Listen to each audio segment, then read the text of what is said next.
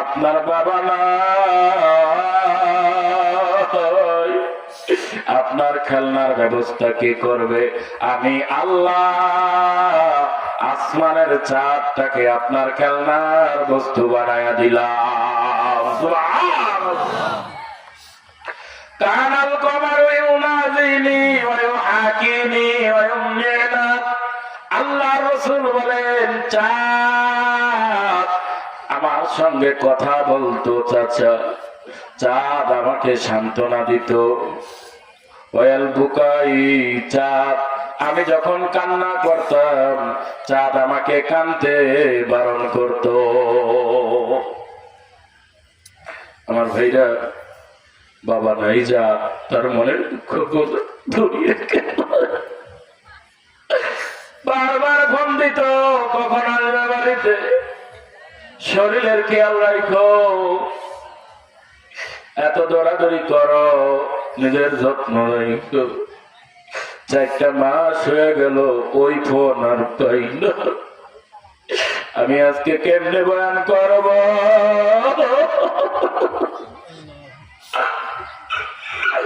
আমি আজকে কেমনে বয়ান করব?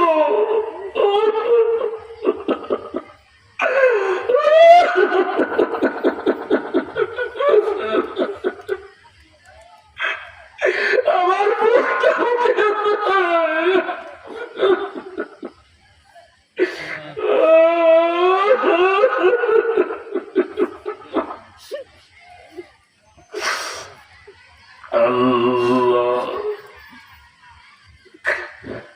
মামিনা ডাক দিয়ে বলেন, পাহাড়ের গুহার পাশে গেলাম, দেখি আমার ছোট্ট সন্তানটা দাঁড়াইয়া দাঁড়াইয়া কান্দে। বলল, বাবারে, প্রতিদিন খেলা শেষ হইলে তুমি চলে যাও, আজকে কেন তুমি এখানে কান্না করো, কারণ কি? বলে, মা, প্রতিদিন খেলা শেষ হইলে প্রত্যেকের বাবা আসিয়া যার যার সন্তানটাকে কোলে করিয়া গালের মধ্যে চুমা দিয়া সন্তানকে বুকের সঙ্গে জড়াইয়া লইয়া যায়।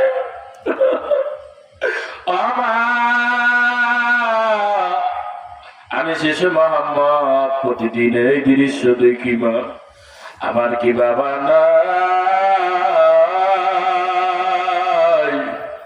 আমার কেউ আসিয়া কোলে করে লইয়া যায় না। এমন কান্না ধরলে শিশু নবী মুহাম্মদ রাসূলুল্লাহর কান্না কেউ থামাইতে পারে না। প্রতিদিন খেলা শেষ হইলে প্রত্যেকের বাবা আসিয়া সন্তানরে কোলের মধ্যে লইয়া গালের মধ্যে চুমা দিয়া সন্তান গুলি লইয়া যায়। কিন্তু মা, আমার বাবা তো একদিনও আইল না, আমার তো একদিনও কোলে লইল না।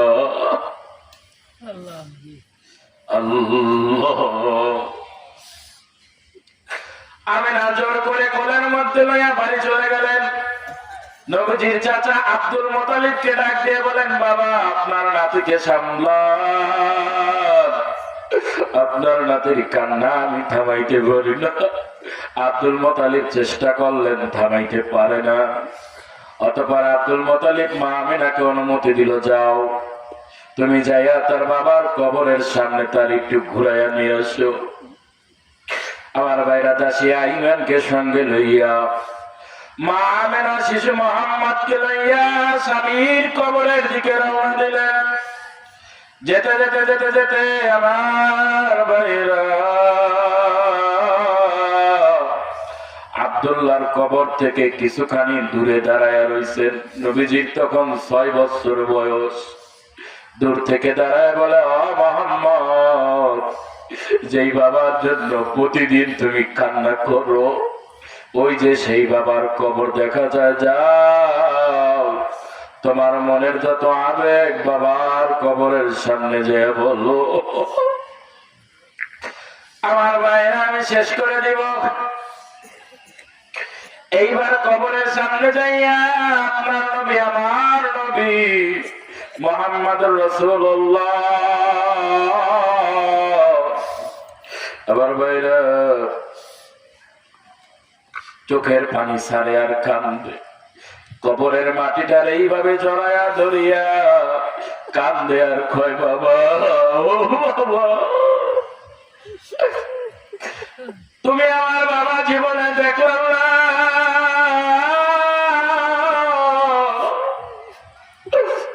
কত বাবা তার সন্তানরে কোলে লয়, একটা বার তো তুমি আইলা না, আমারে তো কোলে লইল না। ঐতিহাসিক গণ লেখে আমার ভাইরা,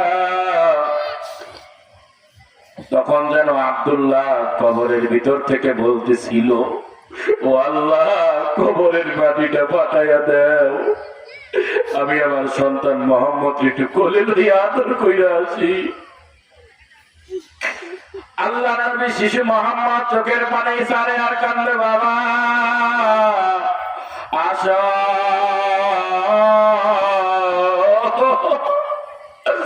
আমার একটু কোলে লও, বাবা হিসাবে আমার একটু আদর করো। মা আমেনা দূরের থেকে এই দৃশ্য দেখতেছে, কলিজাটা ফাইটা যাইতেছে, আল্লাহর ডাক দেখ, আল্লাহ আমার সন্তানের এই কষ্ট আমার সহ্য হয় না। অমনি আল্লাহ আজরাইলকে পাঠাইয়া দিলেন, বললেন আজরাইল রে যাও, 6 মাস বয়সে পেটের মধ্যে থাকতে আমি আমার নবীর বাবার দুনিয়া থেকে নিয়ে এসেছি, আজকে 6 বছর বয়সে আমি আমার নবীর মা আমেনাকে নিয়ে আসবো। আমার ভাইরা আজরাইল আসলেন, ওইখানে মা আমেনার জান কবজ হয়ে গেল, আল্লাহ নবীর মাও নাই বাবাও নাই। দুনিয়ার কোন এতিম যেন বলতে না পারে আমার ভাইরা, এতিমের দুঃখ বোঝার জন্য আল্লাহ আমার নবীরে এতিম কইরা দিল। আমার ভাইরা এই জন্য আমাদের যাদের বাবা নাই, বাবা দুনিয়া থেকে চলে গেছে, এই বাবার অভাব কোন জায়গার থেকে পূরণ হবে না। সুতরাং আমার ভাইরা, আমার বাবা আজকে নাই, দুনিয়া থেকে বিদায় নিয়ে কবরের মাটির তলে চিরদিনের জন্য শুয়ে গেছে। আজকেও যখন তার কবরের পাশে যা দাঁড়াইল, কলিজা মানে না। আপনাদের সবার কাছে আমার বাবার জন্য দোয়া চাই, এবং কাদির পাড়ার যত মুর্দাররা এই গোরস্থানের ভিতরে শুয়ে আছে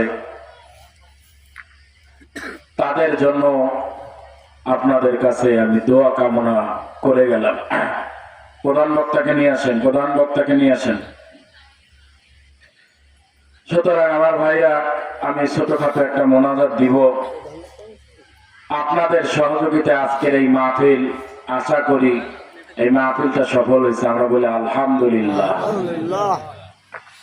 তো আমি যতদিন বেঁচে থাকবো, কাদির পাড়া কবরবাসী রুহের মাগফিরাতে এইরকম যেন একটা ছোট্ট খাট্ট প্রোগ্রাম মাহফিল করতে পারি, এই দোয়া আপনারা আমাকে করবেন এবং আপনারা আমার সঙ্গে থাকবেন ইনশাল্লাহ। আমি আপনাদের কাছে টাকা চাই না, পয়সা চাই না, অর্থ চাই না। আমি আপনাদেরকে সাথে নিয়ে আপনাদের কষ্ট, আপনাদের শ্রমের বিনিময় আজকের এই মাহফিলটা সফল করা হয়েছে। একটা মাহফিল এলাকার মধ্যে অনেক লাভ, অনেক সওয়াব, যেটা আমাদের চক্ষু না বুঝলে বুঝে আসবে না।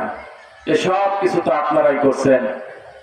আর আমার ঢাকার কিছু ভাইয়া আছে, তারা আজকের এই আয়োজনের অংশগ্রহণ করছেন।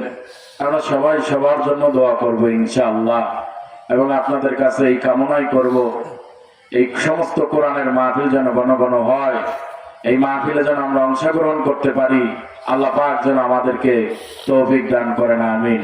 দুরূদ শরীফ, আল্লাহুম্মা সাল্লি আলা সাইয়্যিদিনা ওয়া নাবিয়িনা ওয়া শাফিয়ানা وحبيبنا مولانا محمد صلى الله عليه وعلى آله وصحابه وبارك وسلم أستغفر الله ربي من كل ذنب وأتوب إليه لا حول ولا قوة إلا بالله العلي العظيم اللهم آمين ربنا ظلمنا أنفسنا وإن لم تغفر لنا وترحمنا لنكونن من الخاسرين ربنا فاغفر لنا ذنوبنا وكفر عنا سيئاتنا وتوفنا مع الأبرار إنك مجيب الدعوات আল্লাহ আমরা গুনার বোঝা মাথায় নিয়ে গভীর রজনীতে তোমারে পাওয়ার জন্য তোমার কোরআনের মাহফিলে আমরা এখানে এক ঝাঁক পাখির মতন বসে আছি আল্লাহ মেহেরবানি করে তুমি আমাদের জিন্দেগির গুনাহ মাফ করে দাও প্রধান বক্তা নিয়ে আসো যাও আর রব্বুল আলামিন তাকায়া দেখো তোমার বান্দারা গভীর রাত্রি পর্যন্ত খোলা মাঠের নিচে আল্লাহ কোরআনের আলোচনা শোনার জন্য এইখানে মৌমাছির মতন বসে আছে রে আল্লাহ আয় আল্লাহ মেহেরবানি করিয়া আমাদের সবাইকে তুমি কোরআনের খাদেম বানায়া দাও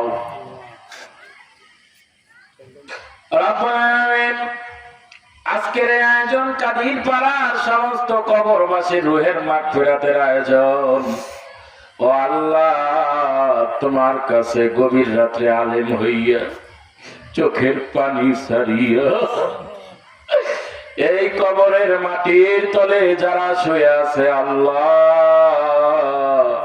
কত মুরব্বীরা এখানে শুয়ে আছে আমার সমবয়সী কত ভাইরা এখানে শুয়ে আছে মার বয়সের কত মা লক্ষ কোটি মন মাটি বুকের উপর নিয়া এইখানে শুয়ে আছে আল্লাহ আজকের এই মাহফিলের সমস্ত সবগুলি কাদির পাড়ার মাটির তলে যারা শুয়ে আছে তাদের রুহের মাগফিরাতে তুমি পৌঁছায়া দাও ও রব্বুল আলামিন সঙ্গে সঙ্গে আমি গুনাহগার আমি এতিম হয়ে গেছি আল্লাহ আমার বাবা আকামত আলী বিশ্বাসের জন্য দোয়া করি আল্লাহ বাবার তো জীবনে আর কিছু করে দিতে পারবো না বাবারে কোনোদিন হাদিয়া দিতে পারবো না মার্কেট দিতে পারবো না রে আল্লাহ বাবার জন্য একটু দোয়া করে দিলাম আমার বাবার কবরটা জান্নাতের বাগিচা বানাইয়া দাও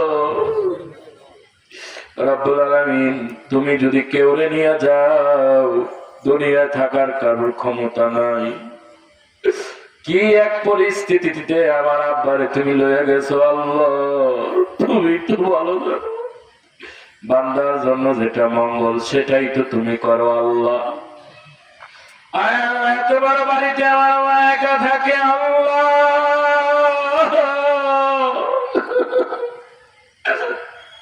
ঢাকা শহরে থাকি প্রতিটা মুহূর্তে মুহূর্তে চিন্তা করি বাবা তো চইলা গেছে মা জানি কি অবস্থা হইতে আছে কি করব ঢাকা ছেড়েও তো এই মুহূর্তে আসতে পারতেছি না রে আল্লাহ তোমার কাছে চোখের পানি ছেড়ে দোয়া করি তোমার রহমতের নজর আমার এই বাড়ি সহ কাদির পাড়ার প্রত্যেকটা ঘরে ঘরে তুমি রাইখো রে আল্লাহ আল্লাহ তুমি আমার মাকে নেক হায়াত দারাজ করে দাও আল্লাহ তুমি তারে উত্তম স্বাস্থ্য দান করে দাও আল্লাহ তোমার রহমতের বেষ্টনী দিয়া তুমি তারে পুরোপুরি সেবায় কামেলা দান করে দাও আল্লাহ দিনের পানি দিয়া কোরআনের পানি দিয়া তার সিনাটাকে তুমি দিয়া দাও আল্লাহ আজকের মঞ্চে এই মাহফিলের সভাপতি সার্বিক তত্ত্বাবধান জনাব নজরুল কাকা।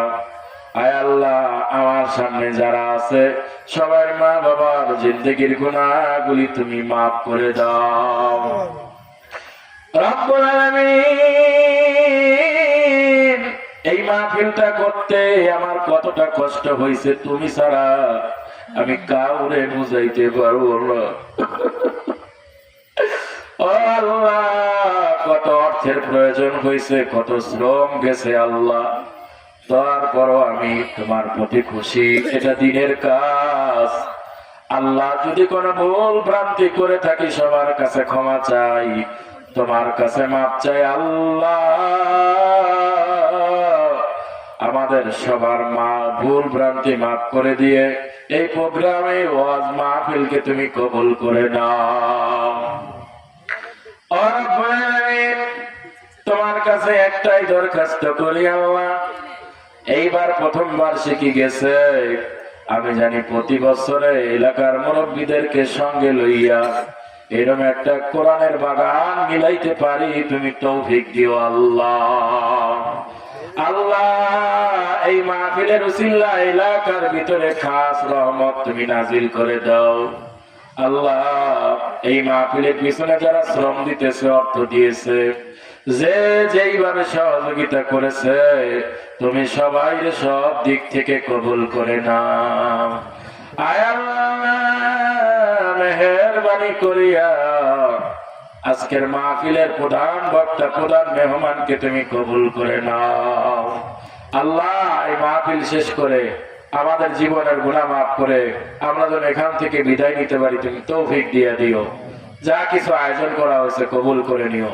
আর হামনা মাহুম মাহাকি লা ইলাহা ইল্লাল্লাহু মুহাম্মাদুর রাসূলুল্লাহ। আমার ভাইরা, মাহফিল শেষ করে আমরা তবার